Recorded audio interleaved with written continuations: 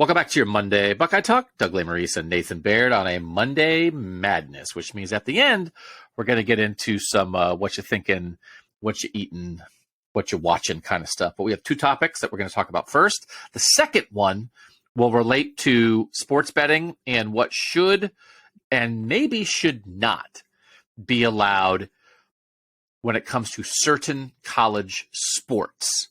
This is particularly an Ohio discussion, because gambling was legalized in Ohio on January 1st, and there's an incident that has happened in Ohio. But we understand not all of you listening are in Ohio, so it's a bit of a broader discussion about college betting. And we also understand that some of you don't care, and some of you actively dislike that discussion. So we're not going to start there. We're going to start, Nathan, with something that I think all Ohio State fans care about. I sent it out to the texters on a survey, and I just looked at the answers, and I will say I was moderately surprised, but moderately pleased. And the discussion is this: should the entire college football schedule move up? And the specific part of that would mean the regular season ends a week early, and Ohio State, Michigan are no longer Thanksgiving week. The idea, we can get into it, it's about figuring out when the playoff games are played. Do you stay away from NFL playoff games? Can you land things on New Year's Day better? But the real ramifications, Nathan, would be that instead of Thanksgiving week being the last week of the regular season, Thanksgiving week would now be conference championship game week. So you sit down, you have your Thanksgiving dinner on Thursday, and then Friday night, Saturday, those are the conference championship games. The Big Ten championship game would be that Saturday, and Ohio State, Michigan would be the week before. Let's go to those specifics first, Nathan. It's an Ohio State podcast with an Ohio State audience. I don't know. We have to remember, this is not like they were playing at Thanksgiving week back in Woody's days all the time. It's been in late November, but it moved when the schedule moved back. It used to be the week before Thanksgiving. Since 2010, it's been Thanksgiving week. So you're not messing with 100-year-old tradition here. You're messing with what people have become accustomed to lately. What do you think, Baird? What do you think about Ohio State, Michigan, not Thanksgiving week? Well, it's interesting because 100% of my experience in the Ohio State-Michigan rivalry is that it's a Thanksgiving tradition. So it has almost become a bit of a thing with my family. We host everybody here, and we have to host everybody here for Thanksgiving because I have to turn right around and either go to Ann Arbor or get ready to cover the game here locally. So I actually do have almost, of the things I have any emotional attachment to, this is almost one of them. But as with any discussion with Ohio State-Michigan things, we've talked about this before, and I think it needs to be introduced very early here. You have to think about things not in terms of what they have meant to you in the past and how they have felt in the past. It's what it is going to feel like and be like in the future. Because we are about to step into a new reality with the Ohio State-Michigan rivalry, which is rematches. There's going to be a lot of rematches since 2010. And I did a story a couple years ago about what it was like for Ohio State fans the year that there was no rivalry game, the game because of COVID, and what they missed out on it and what kind of hole that left for them and their families. And these traditions that, even if it's only been in the last 15 years, 20 years, have really built up around that week. And people come in, and sometimes you're on both sides of the rivalry, and just really important memories for these families. But it's all built around this major event, and we have, I think, accepted that event is going to be, diminished by the fact that many times they'll turn right around and play the very next week. So I've tried to, that's how I tried to put my mind in that place very quickly as I was thinking about this, because the idea of this once a year Ohio State Michigan thing and the fact that being during Thanksgiving week might enhance it is about to go out the window. So I guess the question is, does it enhance it or does it not enhance it? And we've talked about this before, that when you don't have control over a thing, you try to make the best of it.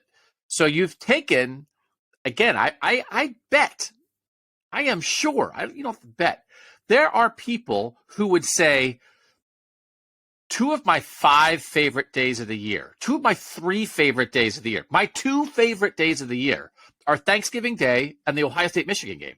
Yep. There are people who love Thanksgiving, who like Thanksgiving more than they like Christmas, more than they like their birthday, because it's not about presents. There's not the pressure of that. It's just food and people you care about. And football, right? There's not much more to Thanksgiving than that. And so and then we know, it's like Ohio State, Michigan. What are you talking about? If you're an Ohio State fan, I think that, of course, that's one of your 5 favorite days of the year. So people have made, in a world where it's what it is, have said, okay, well, it's like a 4-day weekend. We just do this whole thing. We smush them together. But if they're not smushed together, I don't know, then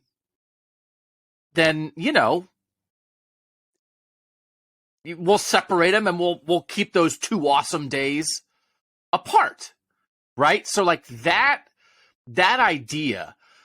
Let me go we'll go to the survey in a second. Let me read. We got a bunch of responses. I actually did not have a chance. I usually try to go through the responses. I'm going to do it raw. This is from the 219. Doug, I am thrilled they're considering moving the game back to the weekend before Thanksgiving.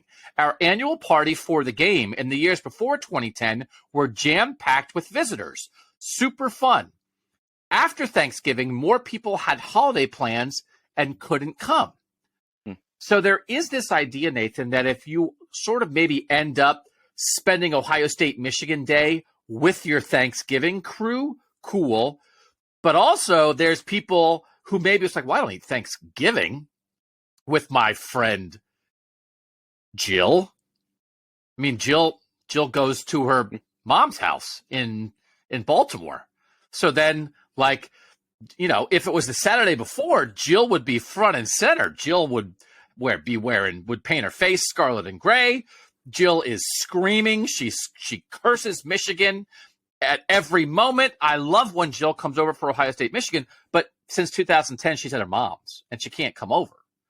So like, there's definitely a part of that, Nathan, right? That maybe people have had a good decade plus of smushing them together, but if we're going to pull them apart again, okay, well, we'll go back to our thing where your Thanksgiving crew and your Ohio State, Michigan crew maybe aren't the same people, but then separately you just have 2 awesome days with the 2 separate crews that you have, and that could be a good thing. Honestly, I hadn't really thought of that. I'd only been thinking of it from the perspective of the way it has sort of maybe extended the Thanksgiving weekend for families that are already getting together. Now you just kind of pull that into the weekend, or maybe you even move your Thanksgiving stuff to the weekend and have it all around the game. But maybe it's actually a wash, because some of that would then be diminished, but maybe you would not extend your weekend the same way. But as you're saying, now there are people who currently can't get together for the game because they do split and go everywhere else, and now you get to go back to this tradition that's built exclusively around the game. You're like your local crew, right? Like your in-state, especially like local crew, that only has to go a couple hours maybe to be a part of it. Like that can still be together, whereas maybe it wouldn't during Thanksgiving week. I think that's an important thing to bring up, because I had previously only sort of been thinking of it from the other side. Like, because again, that story I did a couple years ago where it's just like a lot of people who basically said, like, we move a lot of our Thanksgiving stuff to the weekend and just build it all around the game instead of building it around Thursday. I do think people are resilient, Nathan. Let's talk about people. Let's talk about the human race. Traditions are important. I think it helps all of us to have tent poles in our lives, to have things to look forward to. I would say, and I haven't talked about Disney World on this podcast as much as I used to. One of my favorite parts, I think a lot of people, one of my favorite parts about going on vacation, any vacation, is planning the vacation. I like the planning almost as much as I like the going. I like the looking forward to it. I like thinking about what we're going to do. And that helps me get through, the doldrums of like, oh man, it's February. What are we doing? It's like, oh, well, what are we going to, eat for lunch on this Wednesday on vacation? I like that kind of thing. thinking about what you're going to do for the Ohio State-Michigan game, right? Oh, what are we going to do? Well, we're going to go, is Jill going to come over or not? Well, maybe we're all going to go over to Steve's, and then Steve's going to do a thing. Oh, it's going to be, I think you want to have a tradition, but I think it's okay if traditions change, if traditions evolve. So there was a time when the game was before Thanksgiving. And then when it got moved to Thanksgiving, maybe some people were like, oh, I can't believe this. But then like you make the best of it and you try in that moment. And I do think that people, right? One of the things, I think the tent pole that matters here, I'm quit teasing the results, Doug. The tent pole that matters, Nathan, is that it's the final game of the regular season. And the things that you're noting of what is going to change, the possibility of a rematch is there. The possibility of a playoff game is there. But that tent pole staying where it is still is going to mean something. So the texters, when I asked this question, I said, what do you think of college football maybe moving its entire schedule forward a week in order to start the playoff games a week earlier? That would mean Ohio State, Michigan would be the week before Thanksgiving, and the conference title games would be the week of Thanksgiving. The game moved permanently to Thanksgiving in 2010. Ask the question. Yes, change it, start the season a week early and move everything up. No, definitely want the schedules to stay as it is. I love Ohio State, Michigan Thanksgiving week. Don't really care either way as long as Ohio State, Michigan ends the regular season. Those were the three options I gave the texters, Nathan. What do you think won? I think C won. Which one's C? The last one, the third one. The last one, the third one. Yes. Okay. The don't thing care about as long as it's don't really care either way. Yes. Yeah. That did win.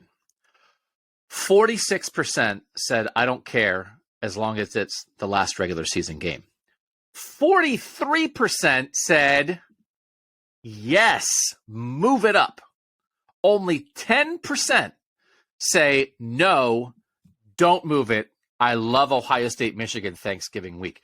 So this possibility, Nathan, the idea, the reasons that I'm pleasantly surprised by this is that we're on the Joy Initiative here. We want people to enjoy their college football experience. The idea that only 10% of the people will be mad if this happens, Nathan, makes me very happy because that to me is 10% of the people. So the other 90%, like, Thanksgiving, not Thanksgiving, whatever, just make sure it stays where it is. It takes that 12th game importance, but I'll figure out how to be with people that matter to me, how to enjoy that game. Or even like, hey, uncouple it from Thanksgiving, and all of a sudden, Jill's back on my couch. Like, I was worried, Nathan, that, again, here's another thing that could change with college. So much is changing. So much is changing. You have Rutgers in here, right? Rutgers is in here. All the TV affiliations, the announcers are going to be different. The networks are going to be different, right? So there's more night games. So much has changed. I was a little worried that even though this was a recent change to Thanksgiving week, that people would be like, I can't believe you're doing this to us. And they're not. And that makes me happy, Nathan. Yeah, I'm a little pleasantly surprised by those numbers too. I think it is some recognition, though, that the game is the attraction. The game is the commodity here in the entity. And the game will draw regardless. I was one of the big proponents, if you remember, in 2020 of taking the game and moving it to week 1 to ensure that the game got played. Guess what? It didn't get played. And I think I was right. And then the other people who were proponents of it at the time were right. You would have had the game. You would have kept that streak uninterrupted. So I think that is the most important thing. The game will live on. And also, you're going to, again, back to what I alluded to before, there's going to be years, and we probably shouldn't get too wrapped up in, right now Michigan and Ohio State have this great head-to-head at the top of the East. Things are going to change here, but for right now, into the foreseeable future, many years probably, where the game will then lead into the rematch the very next week. So now it's still expanding through Thanksgiving week, where it's still all going to be Ohio State, Michigan. So if you have a family that has an Ohio State, Michigan rift, you're going to be coming off of the results of one game and leading into the results of one that very weekend. I think that's kind of fascinating. It will be a little odd because You won't know. You're going to be planning your Thanksgiving not knowing if Ohio State's going to be playing 2 days after Thanksgiving Yep. and who they're going to be playing if they are playing. And so there will create some uncertainty there, which might be a little bit odd, but it's one of those things where it could, you've said multiple times here, like just you think, like we thought many, like when Ohio State and Michigan were in opposite legends and leaders at the start of this, and it was like, oh, they can meet the Big Ten championship game. I was like, well, it never happened. That's why I brought it up. That USC is going to change things. Penn State might change things. And just the idea that in a 16-team Big Ten, Ohio State and Michigan are going to play every year, you're giving somebody a loss for sure.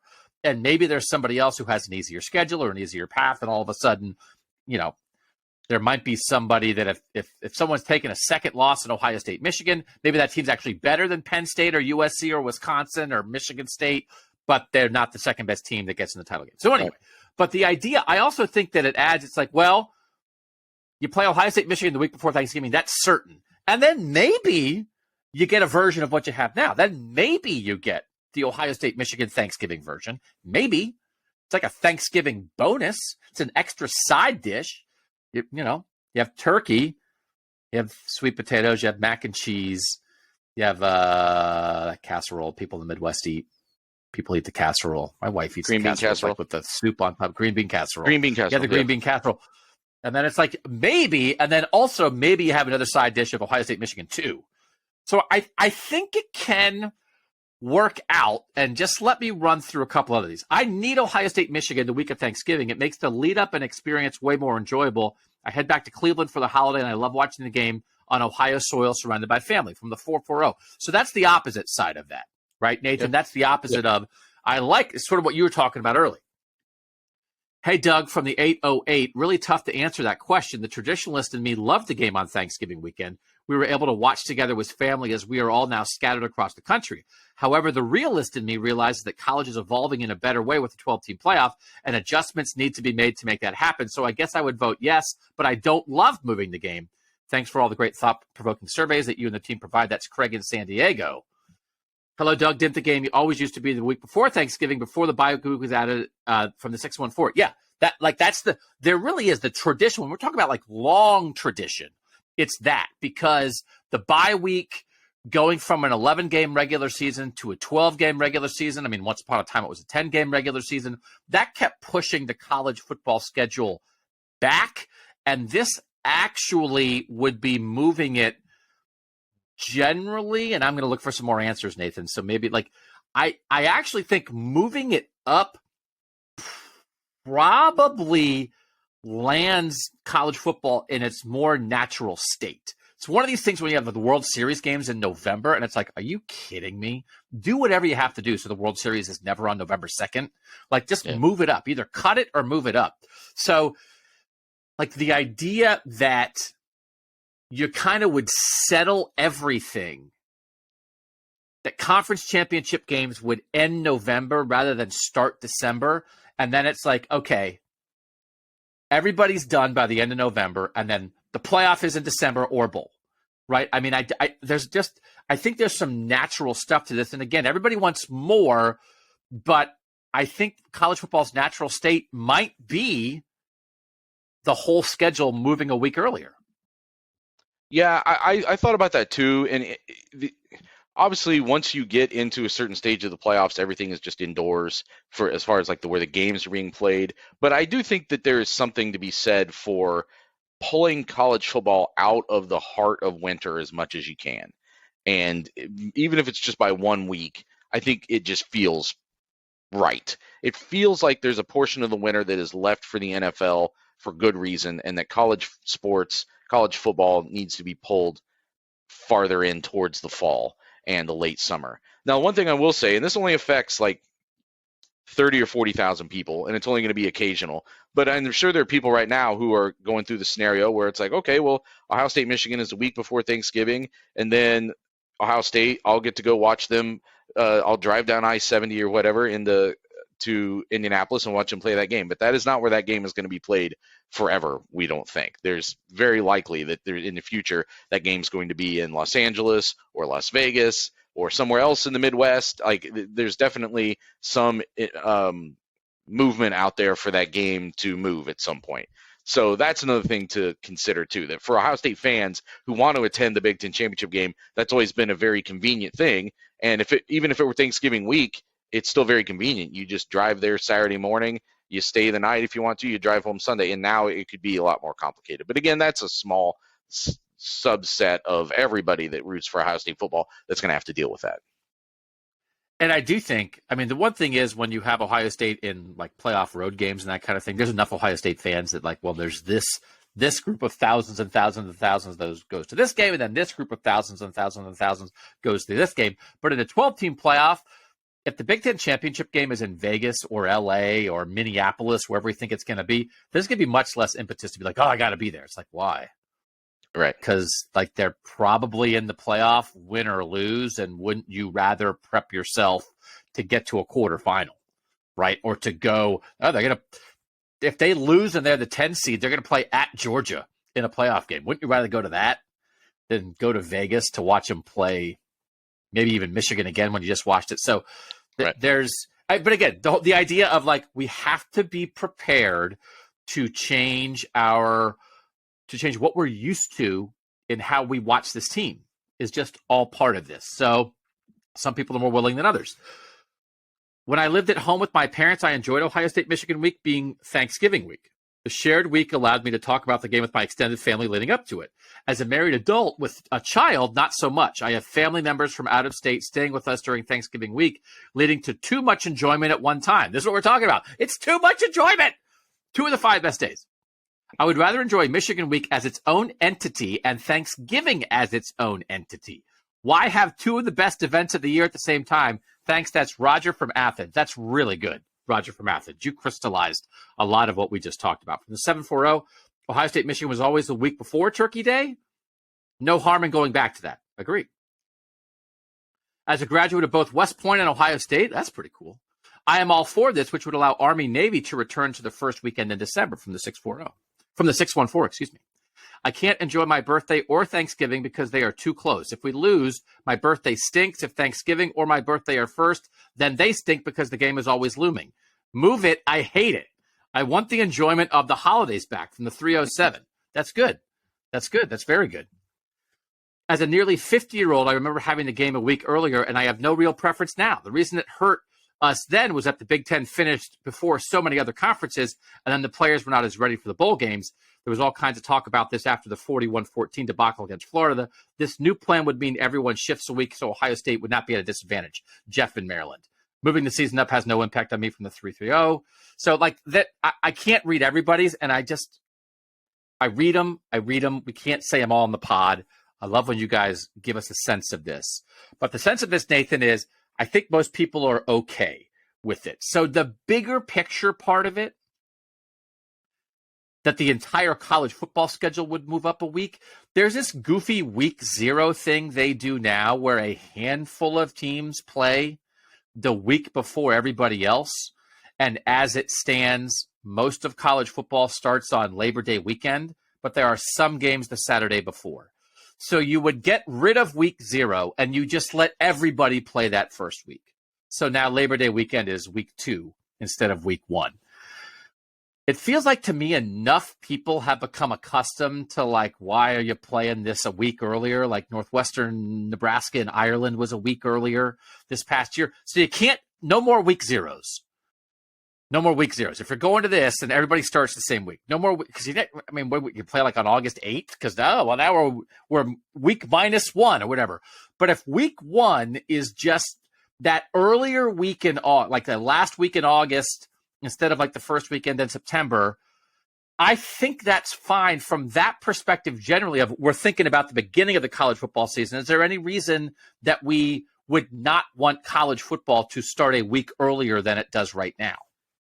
No, but you would have to make some concession. If you're going to go keep playing games in Ireland for travel reasons, there would have to be some small concession played. So maybe it's not a full week, but some adjustment would have to be made.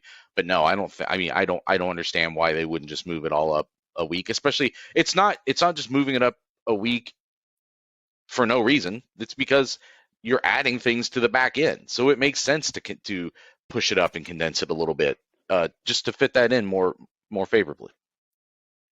So then the back end of this, right? And part of this is the big discussion is trying to avoid the NFL conflicts in December. As it is right now, the schedule they have put out for 2024 for the playoff, and this is what it's going to be. They're not going to adjust this before 2024. So last week of the regular season is Thanksgiving week. First weekend in December is conference championship week. Then they would take the next 2 weekends off. And then the third, so then like the December, like, what is it, like 1920 weekend, like that kind of thing, is when the first round of playoff games will take place. They have 1 on that Friday and 3 on Saturday. So when you play your conference championship game, you're playing in that. You then have weekend off, play. So you have 3 weeks to get ready for that opponent, right? I think it's only 1 weekend off, right? It's like a 2-week gap, but you play at the end of the second week, right? 2. Well, it's like you play on Saturday, then you don't play, then you don't play, then you do play. So 1, 2, 3. So there's 2 off, but it's like 3 weeks. It's like from the 2nd to the 21st or something, right? I don't know. I wrote up a whole legal pad calendar with dates and everything. Okay. MTWTHFSASU. Okay. And I put the whole things in, and I feel like you're making me feel like a crazy person. Wait, you texted about the dates. What are the dates? Yes. What are the actual dates in 2024? For what? Because people need to write this stuff down. I don't have the article up. Hold on a second. Look at the Buckeye Talk text. Nathan Bear, it's the kind of information you get in the text. I did text about it a couple times in the last couple weeks. 614-350-3315 as I look for what I wrote.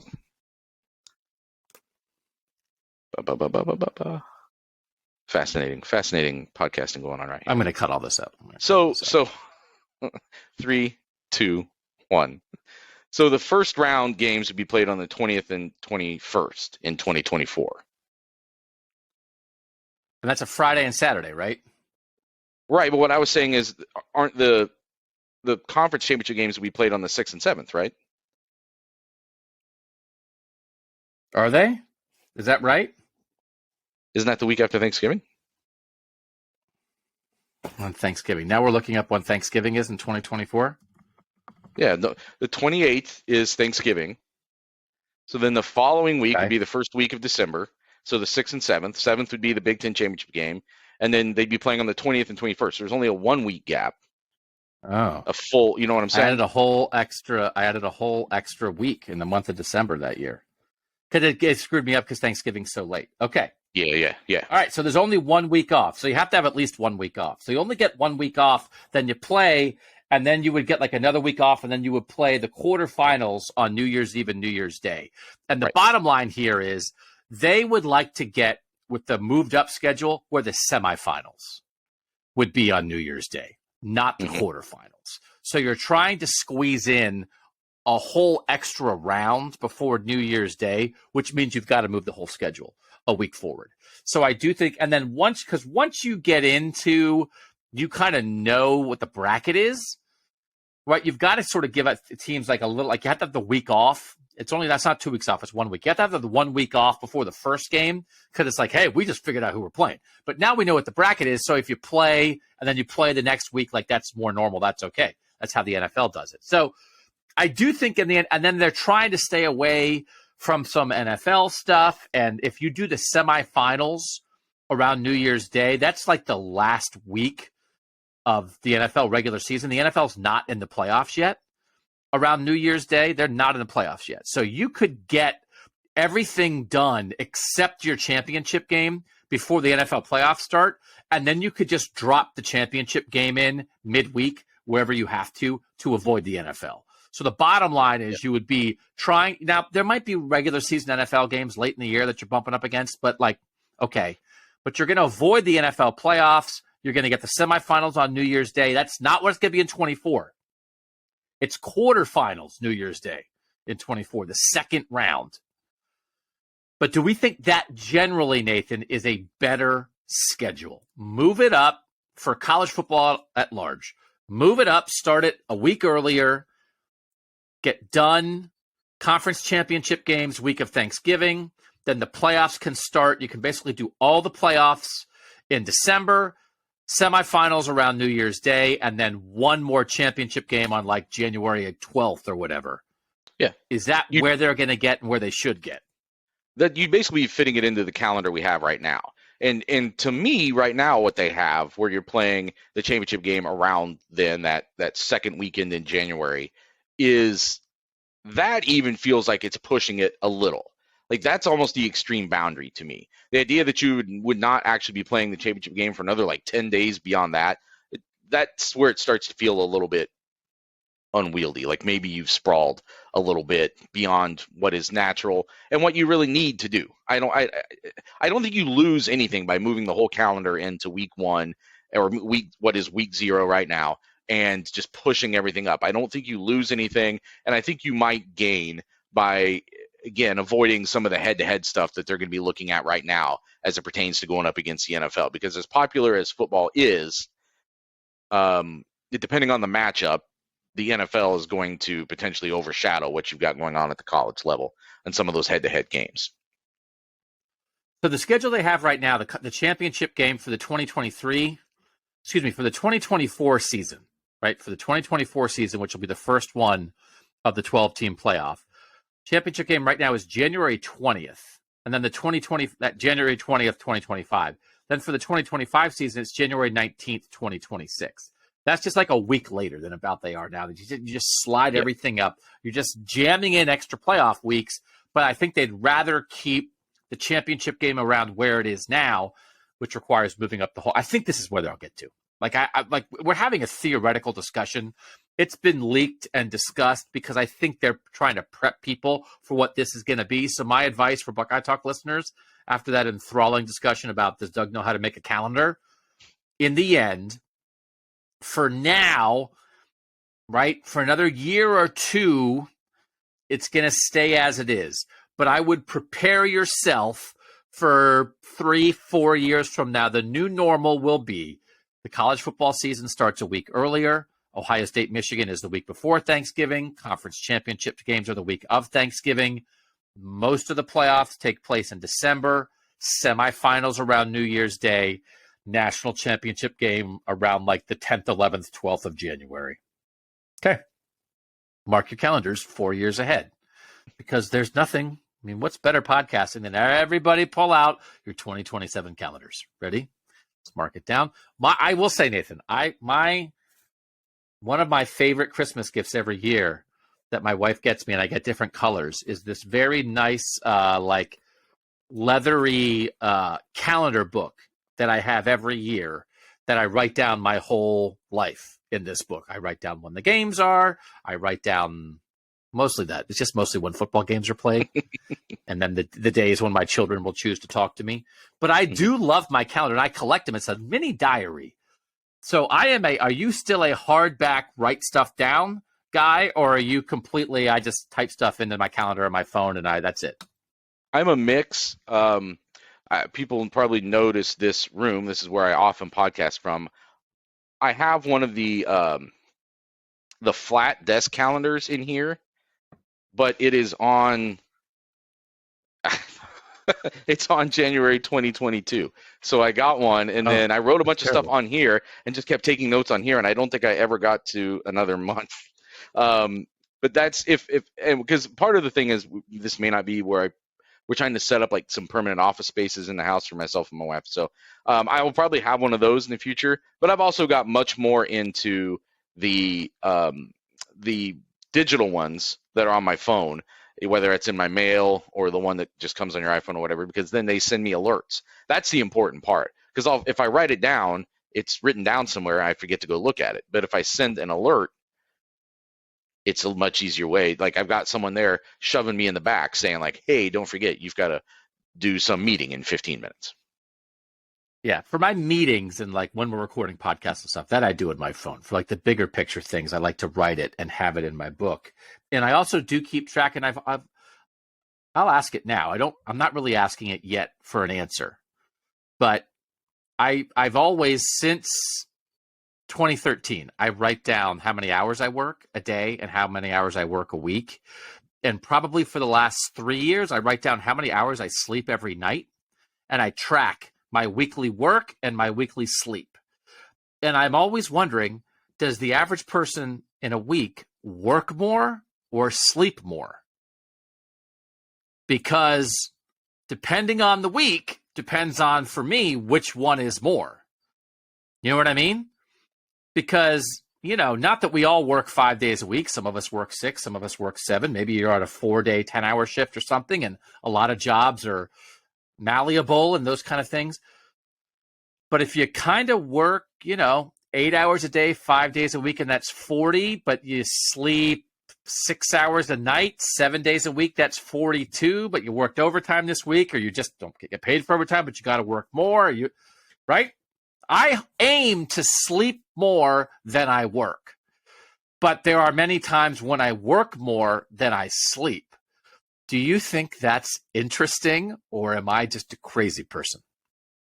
I think most people probably work more than they sleep. But that doesn't necessarily mean you're not getting enough sleep. But I mean, like, that would be, right? Does that mean that you're probably working more than 40 hours a week? Because I think if you're sleeping less than 40 hours a week, I don't think you're getting enough sleep. Are there a lot of people who are sleeping 5 hours a night out there and sleeping 35 hours a week? No, but you're talking about some big swings. I'm thinking like anybody who gets 7 to 7.5 hours of sleep a night but works 8 hours a day is getting less sleep than they worked that week. But that's not a massive difference, and you're still getting No, they're not. No, they're not. No, they're not. Not if you're not working. If you're working 5 days a week. If you get I'm thinking 8 hours of 7 sleep hours. a night. You're right. Okay, Yeah, you're right. no. 7 days This is both of the 5 days. Yeah. Yeah. Okay, never that's mind. the whole You're right. thing. Yeah. So but there, even with 5 days of work and 7 days of sleep, there are weeks where I work more than I sleep. I just want to know. I want to know the answer to this question. Season. I want to survey this question very badly. In an average week, what do you do more of? And I can go back to the last couple of years and say, in a 52-week calendar, I probably had 35 weeks where I slept more and 17 weeks where I worked more. Right? Like I'm fascinated by what our listeners who represent average Americans would do. And if you don't track it for a week so that when I ask you this, tech subscribers, in 10 days or whatever, when I want to do this, when I ask you this, you'll have an answer to the question. And I think from a healthy life standpoint, you should, because it's 7 days to 5 days, I think you should sleep more than you work. But there might be people listening to this who are like, are you crazy? I would kill to sleep more than I work. This is how busy my job is. I have 2 jobs. I have this is whatever, right? And I don't like defining work as only like, I'm punching the clock. It's like, well, there are things you have to do. You certainly do probably more of that than you sleep. But I'm kind of talking about the stuff you get paid for. We all have responsibilities outside of that. But the things you're getting paid for versus your sleep, I would read I should go look for it. What's the answer? Is America split 50-50 on work more, sleep more? Are you a work more or are you a sleep more? I am. You have a baby. You're probably a work more. Well, during the past football season, I was absolutely a work more. I'm sure of it. Even the 5 to 7 ratio, I'm sure I was still a work more. But it's one of the reasons why this time of year I prioritize being asleep more, because it's just not as urgent on a day-to-day basis as it is during in season. And the other thing, this is more something we usually would talk about in the last segment, but for about the last 6 weeks, I've been using the CPAP because I was diagnosed with mild sleep apnea. Because when my wife would wake up in the middle of the night to do baby stuff, I would be snoring to rattle the the walls of the house, and she couldn't get back to sleep. So she's like, "Hey, go see somebody about that." And it's not like bad sleep apnea, but there was enough that they had me do it. And so then there's an app that you use that one of the things it tracks is like you get a score at the end of the day, and it's based on a lot of things, but like the biggest part of the score is how much did you sleep. And like if you get at least 7 hours, you get the full 70 points for the sleep. So like, and now it's just like a conscious thing. We're like, well, I want to get a good score because that score is getting reported to a doctor or something somewhere, I think. So I got to get at least 7 hours of sleep. So that's been a way that it's prioritized for me. I'm very curious, but there's already been even a few nights there where because of things that were happening with the baby or because I stayed up late to work on something, I got way less than 7 hours of sleep. So I'm very curious how that's going to work out when football season starts again. Work more, sleep more. This is a way to start a conversation. Are you a work more or a sleep more? This is like a dystopian kind of thing. Oh, Look at the sleep mores over here. They're all like happy and rested. There's lazy. It's like, I want to be a sleep more. Look at these work mores over here. They're so hardworking, whatever. But like, oh, that bag's under their eyes. So a lot of it is like we can pretend you have a choice. A lot of it's not a choice, right? So ideally, we probably all want to be sleep mores, unless there are work mores who are like, no, I don't want to be a sleep more. I want to waste my life. So anyway, these are the things that keep me awake. Actually, they don't keep me awake at night because I just fall asleep. I do every night when I fall asleep, though. I set the timer on my phone. So I set the timer and I close my eyes, and I know I don't fall asleep instantaneously. But sometimes I can tell that it take me 6 minutes to fall asleep, that it take me 20. And then in the morning when I wake up, the first thing I do is I grab my phone and I turn off the timer, and then I try to say, oh, how much sleep did I get? So I'm obsessed with it. Okay. I didn't feel bad doing that because it's a what you anyway. So people know there's going to be some random junk in this podcast. Oh, yeah. We just gave you a little bit right in the middle there. When we come back, we'll talk about betting, which some of you don't want us to do. Next on Buckeye Talk. All right, Doug Lesmerises back with Nathan Baird. This is the second thing we're going to talk about. On Monday Madness, we do like two issues. Usually one's an Ohio State issue and one's a bigger picture issue. Both of these are kind of bigger picture issues, although we really leaned into Ohio State in the last one. This is about sports betting, and it's come up, and this is why. People may have followed the story, may have not. We, like 10 days ago now, as you hear this on a Monday, there was an unusual bet placed at a sports book in Great American Ballpark in Cincinnati, at the sports book there. And as a result, the state of Ohio, a couple days after that, stopped taking bets on Alabama baseball games. And as a result, a couple days later after that, last week, the Alabama baseball coach was fired. So there's a connection there. Like, why did this happen? All we know is unusual betting activity, firing of baseball coach, college baseball coach. Alabama does not have legalized sports betting. So it's like, why would this be happening in Ohio? We don't know why it's happening in Ohio, but there seems to be a connection here that there was a bet placed in Ohio as part of this. And the state of Ohio and the gambling operators in Ohio, by law, they have to partner with some of these companies called integrity monitors. There's one called U.S. Integrity. There's an international one that seem to be the two main ones. Ohio works with both. And U.S. Integrity, which is in Vegas, flagged the bet. And as a result, they took Alabama baseball off the board.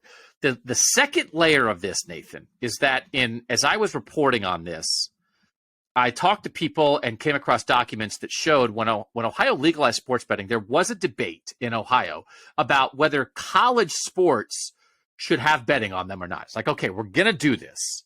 You can bet on the Browns and the Bengals and the Reds and the Guardians and the Cavs and everybody like that. And I can remember when this was broached, when this first became an idea of legalized sports betting nationally, I wondered on this podcast, I wondered aloud, hey, I wonder if they'll allow betting on college sports. Would you potentially allow betting on college sports, but not on teams in Ohio?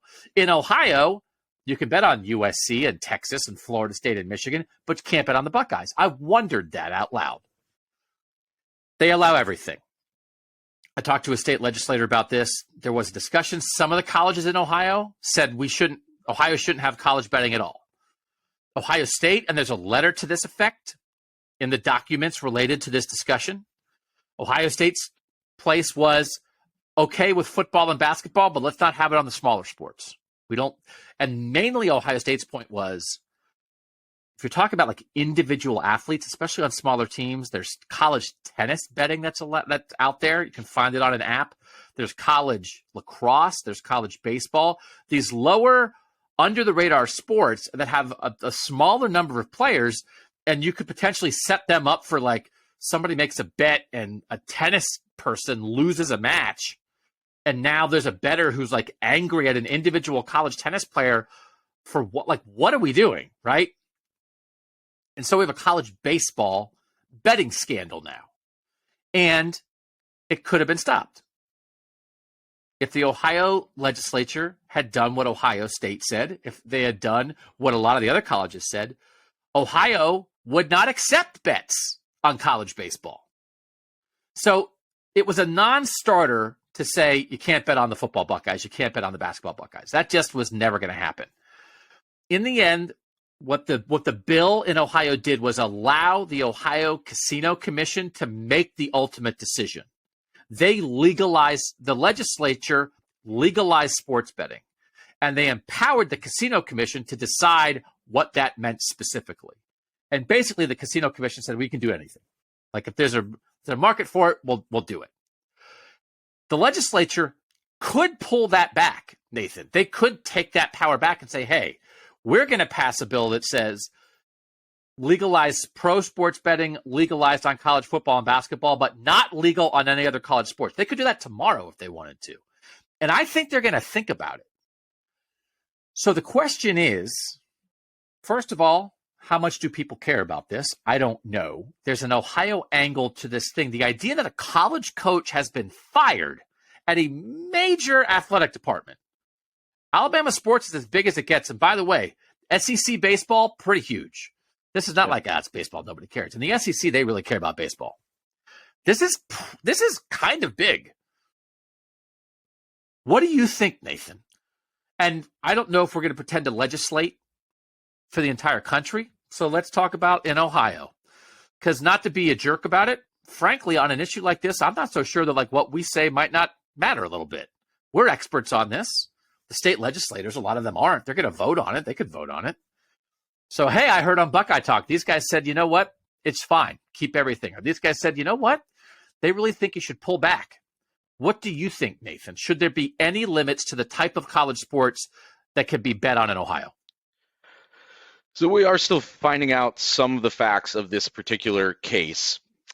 And that will, I think, help, bring me to a final determination. My initial thought here, though, and especially as you read through this and kind of trace back through the steps, isn't this sort of a case of the system working?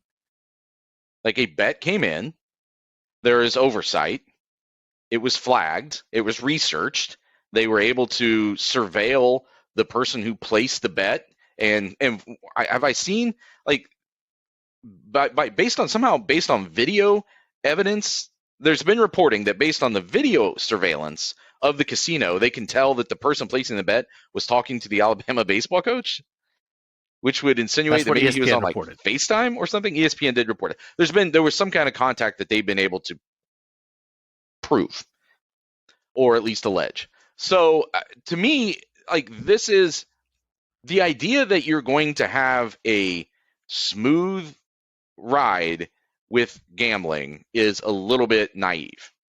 And there have to be guardrails in place, and there are. And they caught this. And I think that it's just kind of one of the things that you have to live with in a fledgling industry a little bit. Because we can all, if you look back in the annals of sports history, go back to like the 50s, the 60s, things like point shaving scandals were a lot more common. And now as gambling became more legalized and there was more official oversight in place, that became less common. Now, I think it's also naive to think that it hasn't been happening ever since then too. This is kind of one of those things. Like, this is part of the industry, and I don't know how to negate it altogether. You have to just build in this sort of oversight and this sort of like an infractions system to catch these things and punish them accordingly. So that's the thing. You can look at a situation like this and say, A, this shows we shouldn't do this, or look at it and say, B, this shows the system's working, as you just said. The system caught it. Now, it didn't catch it before the bet was made, but the system flagged something. But and then if there is no system, then who's going to flag it? Right. It's like it's hard to prevent a robbery, a gas station robbery from happening before it starts to happen. But once it starts to happen, there are systems in place. You have the alarm system that the person can trigger. You have surveillance cameras. You have all sorts of things that can help you catch the person who did it and take them out of the free system so they can't go rob a gas station the next night. You know what I mean? So this is an industry where people are always going to be looking for that edge. And we still don't even know exactly what the circumstances are of the bet that was placed here and what the Alabama coach's involvement was and whether it involved something nefarious or whether it was just something as simple as he had inside information on a team that he wasn't even part of that he was playing. You know what I'm saying? Like there's still some information that needs to come out. But my first reaction here is you're never going to get a clean slide through the gambling world. It's always going to be a little bit greasy. So actually that would imply that you could slide clean through. You know what I'm saying? It's always going to be a little bit dirty. It's going to be a little bit grimy. You have to be willing to accept some grime to get you the money that's going to be coming to these entities at the end of the day. If you don't accept that, I think you're being naive. So you have to find a way to police it internally. And that's why there are these companies like the ones you mentioned that are set up. They've been doing this for a long time at the pro level. There have been situations in the past, the Tim Donaghy stuff from several years ago, there were betting patterns that I think people that became suspicious over time to the people who are providing oversight to the NBA. And so, you know what I'm saying? Like, this is just another example of that. Yeah, so but that's not really the issue here, because it's not really an issue of like, are we going to shut this down? The issue is like, why is there betting on small college sports? Like, because you can do almost everything. I think you can do 99% of what people really want with pro sports and college football and basketball. And it almost, to me, who would bet on college baseball or lacrosse or tennis other than people who think they have an edge, who think they have some sort of expertise, but then what's the greater good? Are you denying them their rights? If it's like, I can't believe you won't let me bet on college tennis. It's like, you're fine. Bet on college football. Why do you want to bet on college tennis so bad anyway? Did you know somebody on the team? Like, there's a part of me, and again, I do think, and I think you would acknowledge, amateur athletes are just different. So if you're a millionaire and someone's betting money on your performance, it's like, okay, if you're no offense, nobody cares about college tennis, but you can bet on who's going to win the college tennis national championship. So now you have a chance to get flack or have somebody make a bunch of money off your performance when otherwise very few people care. I think it would be very easy to eliminate college betting outside of football and basketball, because there's just not an audience for it. There's not a legitimate invested audience. So then why should we allow the betting? Because it almost feels nefarious if you do it at all. It's like, what? You know enough about college lacrosse to bet a lot of money on it? What is that? How is that? And so the books will live without it. The states will live without the minute amount of revenue that they can't tax. The bettors, and if you're really wound up about it, if you're super wound up about not being able to bet on college baseball or college lacrosse, I'm going to think you're doing something wrong. Like, I'm not going to think like, I just love it. I just love lacrosse, and the only way for me to express it is to bet $500 a match on college lacrosse. Then it's like, well, then no, then we should stop you anyway. So I think I might be landing there, which is what Ohio State suggested, which is the sports that are minor in scope, don't bet on them. Because what are we losing? whose rights are we denying? And now here we are 5 months after Ohio legalized betting, and we have a thing, and it's not in football and it's not in basketball. And to your point, doesn't mean we'll never have it in football or basketball, but there's an upside to betting on those. There's a level of income. There's a level of interest. There's a level of enjoyment. That there's an upside to the risk. And we understand the greasy slide and you got to have integrity monitors. What is the upside of betting on college sports that aren't baseball and football? For the potential downside, which is this.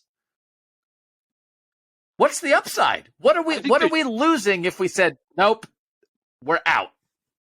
I think someone could argue that there's upside as far as growing the interest in those sports, potentially.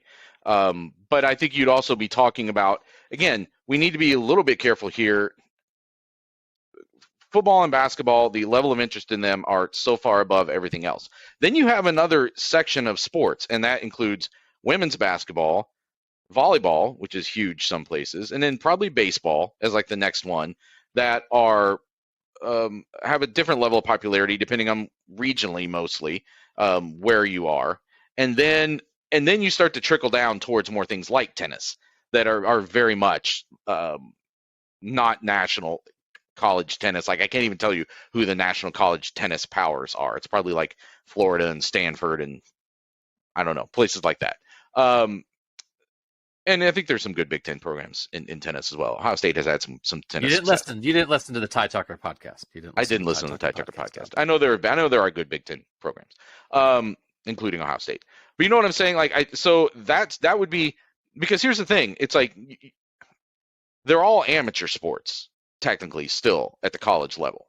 So where are you drawing the line? Should the line be absolutely drawn at football and men's basketball? The line at football, basketball. Yeah, football and men's basketball. You can include women's basketball. But then, I would argue, why shouldn't volleyball be there as a sport that is growing and starting to gain a bigger foothold? Look at the TV. Look at the interest. It's not the same. Nobody in the country talks about volleyball the way they talk about women's basketball. Yet, though, I think all I'm saying is I think that's why people betting. You think betting is crucial to growing Olympic college sports? You have to be able to bet on them? I don't know if it's crucial, but I think people could argue that it would be helpful. You'd have to study it. I don't know. But has there been women's basketball has increased in popularity in recent years? Has the fact that you've been able to bet on it influenced that at all? The fact that you can bet on the WNBA, has that trickled down at all to the interest in college sports? I don't know. But don't bring in pro sports. Like the pro sport thing. If you mention a pro sport, it's a completely different animal. So I know, but let's not be naive and talk about college football as if it's not really a pro sport. You know what I'm saying? I know, which is why you should be able to bet on it. Is college tennis a pro sport? No, it's not. No, it's not. No, but that's what I'm saying. I'm not sure that I feel as strongly as you do about drawing the line. Where do you draw the line? You draw it at the two sports that people care about. That's what I'm saying. Football. I wouldn't draw. I don't know if I would draw the line there, but I think you can draw a line farther down to where you're getting into sports that. You could even say, what about just head count sports versus equivalency sports? If you're an equivalency sport where you can't even get a full scholarship, then take those off. But then that would leave you open to college football, basketball, women's basketball, and then I guess volleyball would be the last one. So you're not willing to draw a line between football, basketball, and everything else, but you are willing to draw a line between tennis and gymnastics? The line is obvious. If we're going to draw a line. There is a difference. I think the line between football, basketball, and every other college sport is much starker than any other line you could possibly draw in between. Sure. So I'm drawing the line at the easiest line. People care, people don't care. Draw the line there. That's where I would draw the line. But I might even lean still more towards, I don't know the line has to be drawn. I know that this incident happened, but this incident was also discovered and handled. And that's an example for the next one. And so the other part of, and I don't know that Ohio State, this is what they were thinking about when they were doing this. I think they really were more concerned with the players on the teams. That you are a player on an under-the-radar sport, and now people are betting on you, and that maybe, possibly, potentially sets you up for something. That you have no desire for and no control over.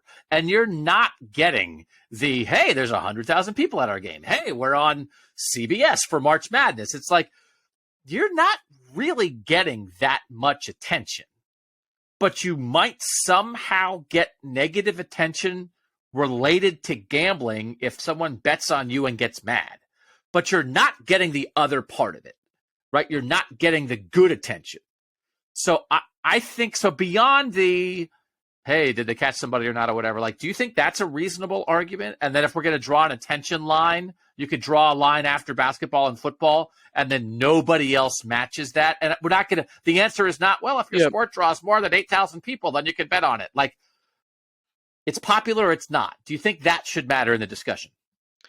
Yeah, it probably should. And especially when you consider that when you're talking about tennis and some of these other sports, like, I don't know, a lot of colleges aren't even like charging admission.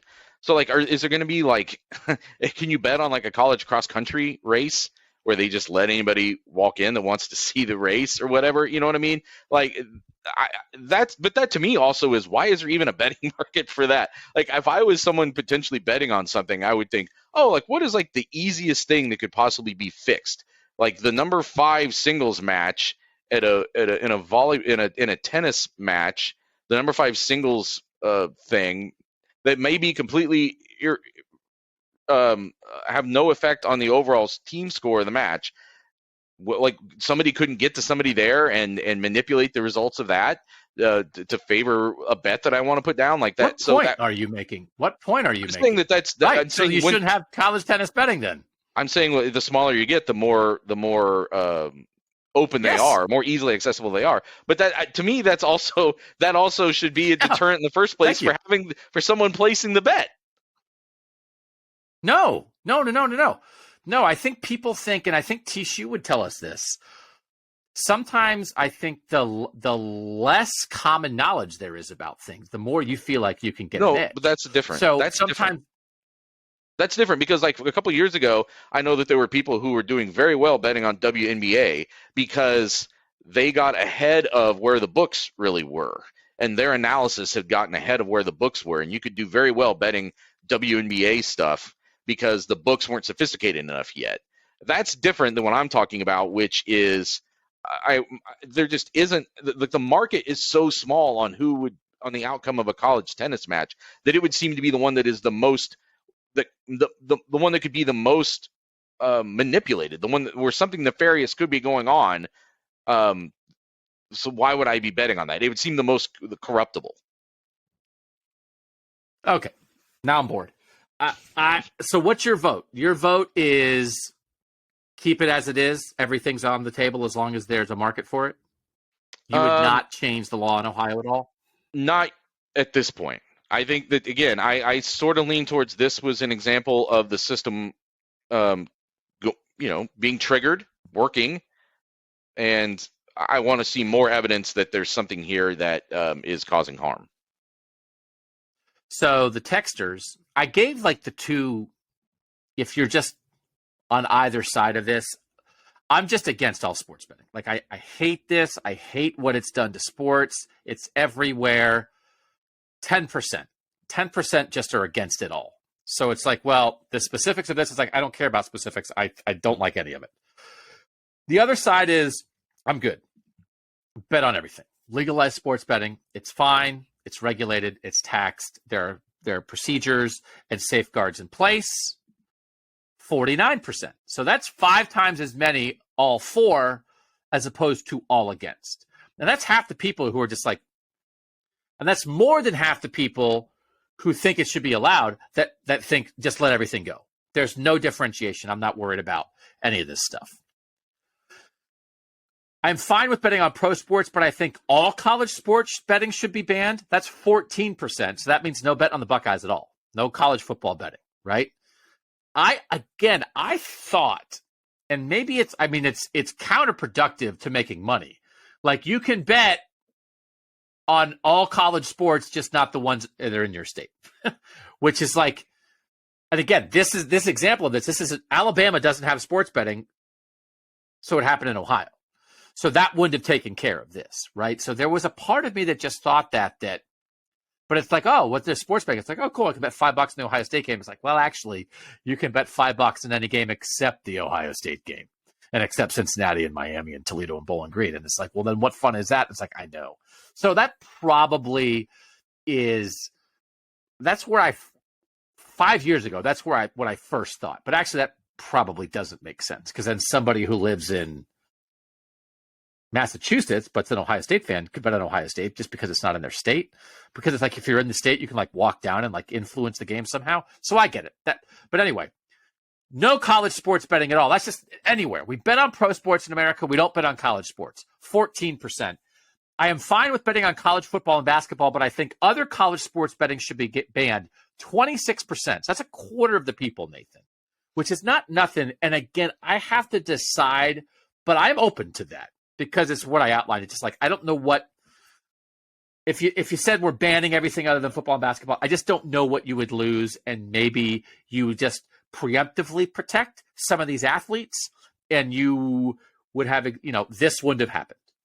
So doesn't mean that this is the only thing, but I think it got you thinking about it. Once something happens, it's not theoretical anymore. So, and any coach, like if this is if this coach is involved, college football and basketball coaches make a boatload of money. Like, they're not going to risk anything. You know what I mean? Like, it's just that the lower the money is involved, the more gambling can matter to everything. So anyway, that's where we are. Some people don't care about that, but at least there were fewer people who were just totally anti-gambling than I expected. It was only 10%. All right, we come back. What are we watching? What are we eating? What are we thinking? Next on Buckeye Talk. Doug Lesmerises and Nathan Baird. Nathan, what are you watching? I was really hoping you wouldn't start with what you're watching. We've been watching a lot of the same things that we have been watching. The one newer thing that we watched was a Netflix docuseries called Keep Sweet, Pray and Obey, and it's about the Warren Jeffs fundamentalist LDS scandals from a few years ago, which was really interesting, but also it's kind of a tough watch and not a lot for us to really banter about probably on this program. Keep Sweet. What was it? Say it again. Keep Sweet, Pray and Obey. And it's about, yeah. You're right. And about some of the things that were going on with underage girls, the child brides and stuff in that society. The one thing it is interesting. Maybe it's even can somehow be a segue from what we just talked about with the gambling, but like how something can be so out in the open, but because this community keeps itself isolated out in the open, then there really is an oversight happening. And so these abuses could go on for a long time and almost get normalized because they act with kind of the guise of their own authority. And here you're mixing in, religious freedom and all those things that makes it more complicated. But like these things were happening in plain sight. Everyone knew it, but it took a long time for anyone to step up and do something about it. Sounds fun. So 2 things for me. It's a laugh, right? Stick around for the gag reel at the end. I did watch, there's this show I watched for 10 years that I never loved, but I always watched. And it's a particular hit a spot for me. It's called The Goldbergs. I don't know if people watched it. It was a show it's like a sitcom about growing up in the 80s. But the guy who wrote it was from the Philadelphia area. So it was based like in the suburbs of Philadelphia. So there were all these sports references, and all the sports references were to these random Philadelphia athletes who were like the athletes that I rooted for growing up 2 hours from Philadelphia when I was 13. So there were a lot of like Dave Poulin, Ron Jaworski, Bobby Clark kind of references that I think like 98% of America was like, what? And I was like, oh my God, that guy has a Dave Poulin poster on his wall. So like as a child of the Philadelphia area in the 80s, I felt like it was made for me. And I never watched it live. I would watch like on Hulu, and I just watched the series finale. It went off the air after 10 years. It was a series finale. I had no idea it was a series finale until it ended. And I was like, oh, wait, was that the last episode ever? And I was like, oh, yeah, I guess it was. So anyway, it's just one of those shows that's in your life that I never loved it, but I thought it was fine. It's like this brainless 22 minutes, which is the opposite of the other thing I'm going to talk about, which is I hate Pete Davidson. I hate him. I don't know him. I dislike Pete Davidson with every fiber of my being. He has another TV show that's on. He's in Taco Bell commercials. I cannot believe how much I dislike personally a human that I have never met and never will meet.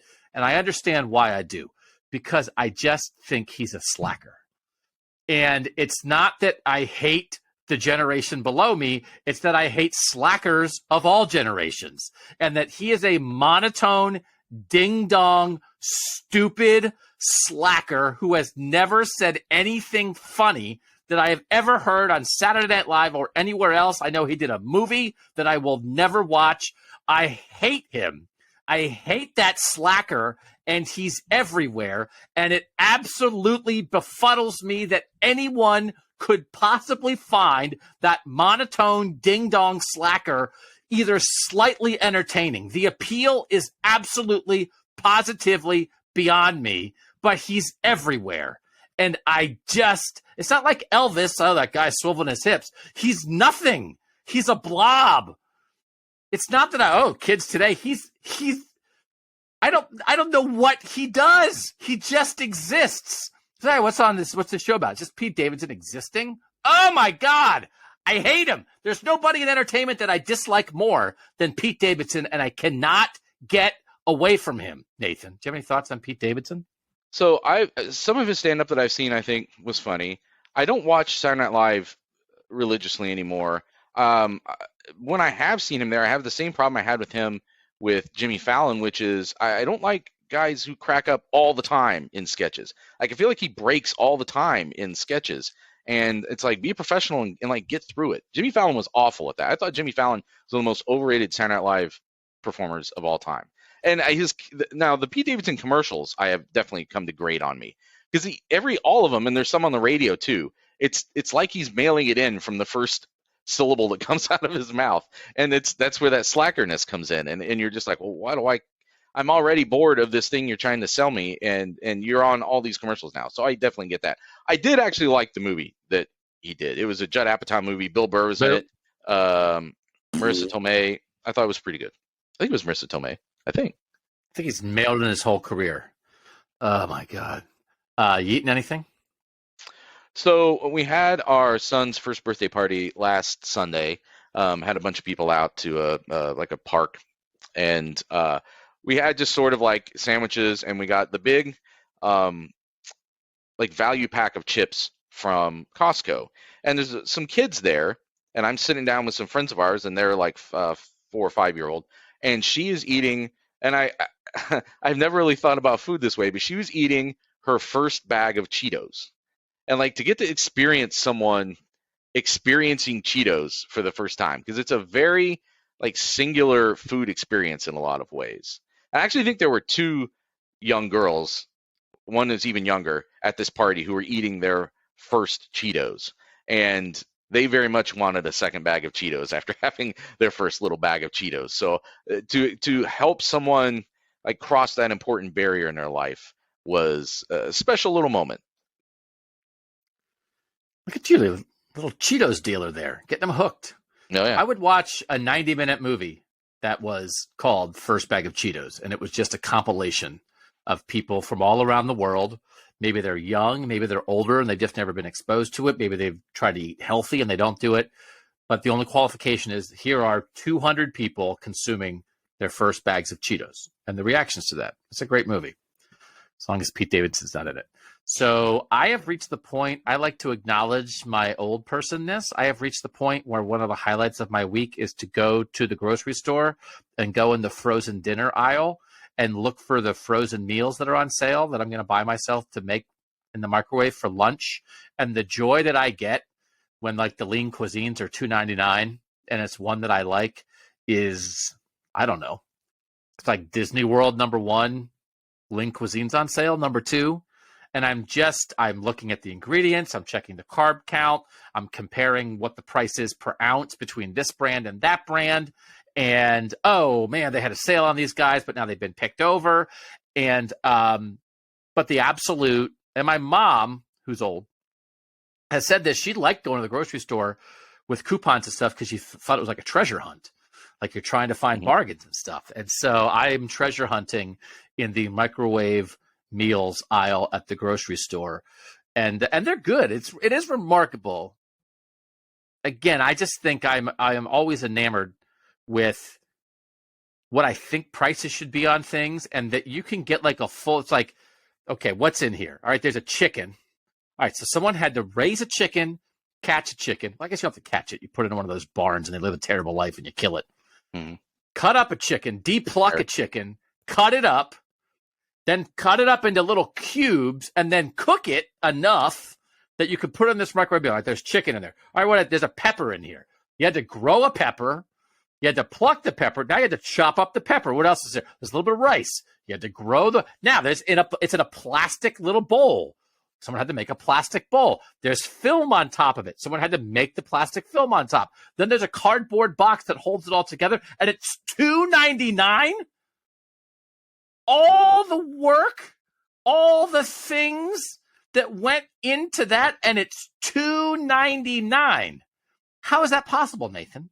How does that work economically? That the rice people and the pepper people and the chicken people and the plastic people and the box people and the film people all got their cut, and then you put it in a truck, and someone had to drive the truck to the grocery store. Then someone had to unload it. Then someone had to put it on the shelf.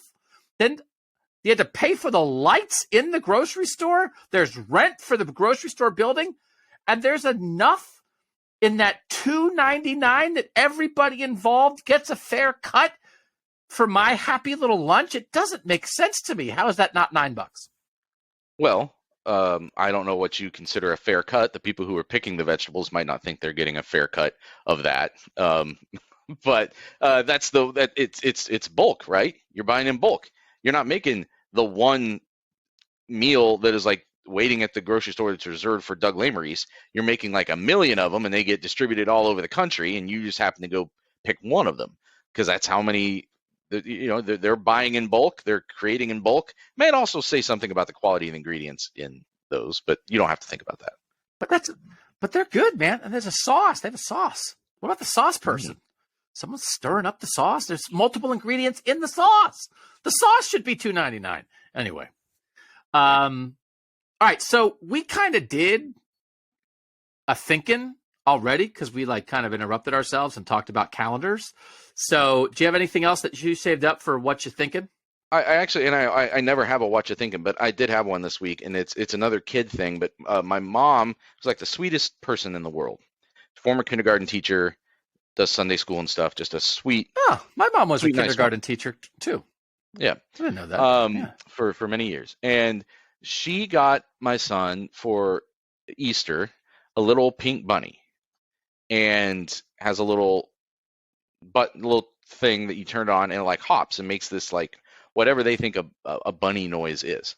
And we opened it up and gave it to him, and he was like very interested at first and was like, oh, this is like very, it's nice, soft, cuddly toy. And then we turned it on, and he immediately began like thrashing at it and trying to knock it away and was scared to death of it. So they were here this past weekend for his birthday. We tried again. We showed it to him. He was even like, when he sees it, he will like point at it and say his gibberish, whatever he says, and like say that he wants it, almost like implore for it. So you go give it to him, and then he seems kind of interested. So again, I was sitting on the opposite side of the table from him, and I flicked the on switch, and it hopped across the table to him, and he made a sound I have never heard him make before, like shrieking. And my mom said he was like shaking in her arms. So it was just the thing I was thinking about was just how easy it is to introduce accidentally sheer terror into your child's life. Like you go through so much of your day trying to like protect them and help them and make them laugh and make their life, they're only awake for so many hours a day, and like how much enjoyment can they get out of this life? And then you think you're doing a good thing, or even just a benign thing, and it turns out to be like they're experiencing like he could not have reacted with much more terror if it had been like a live lion coming to like rip his face off. That was basically the reaction he had to this little pink bunny. And as soon as this podcast is done, you're going to get that bunny back out and turn it on and make him like it. He's not here, but we think that at some point we can probably get him to not be terrified of it, but he might be like not in the next couple of weeks for sure. Yeah. Okay. Well, bunnies are kind of scary. I almost stepped on a baby bunny the other day. They just sit there. It's very nerve-wracking. I was like, run away from me. I'm a big predator. Like, you should be scared of me. And it just was sitting there by itself, and I felt bad. I think this is the noise that it makes, because you don't really bunnies don't make a noise the way like cats, dogs.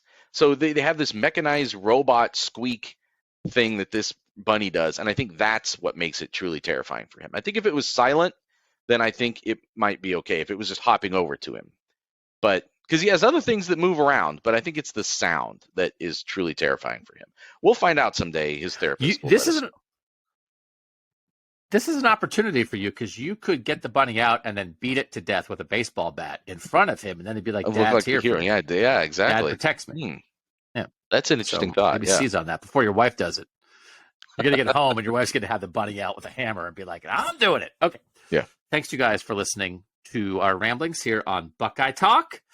We will be back with more stuff later this week. We got some stuff planned, and I have an idea for a giant thing. A giant podcast undertaking, which may or may not happen. But we'll keep you posted. For now, for Nathan Baird, I'm Doug Lesmerises, and that was Buckeye Talk.